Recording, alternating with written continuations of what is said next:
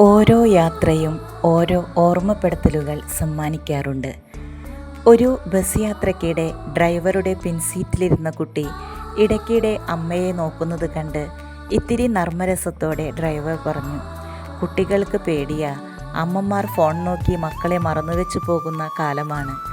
മക്കളേക്കാൾ വിലപ്പെട്ടത് ഫോണിൽ കാണുമ്പോൾ വിലപ്പെട്ടതിനെ മറക്കുന്നു. നമ്മുടെ ജീവിതവും ഇങ്ങനെയാണ്. സ്വർഗം ലക്ഷ്യമാക്കി ഓടുന്ന യാത്രയിലെ യാത്രക്കാരാണ് നാം.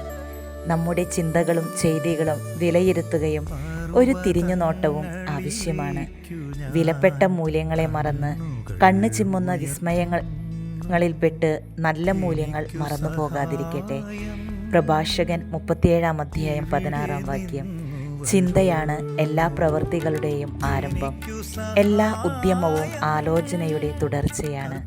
നല്ല ചിന്തകളിൽ നിന്ന് നല്ല ബന്ധങ്ങൾ, നല്ല പ്രവൃത്തികൾ ഉടലെടുക്കട്ടെ.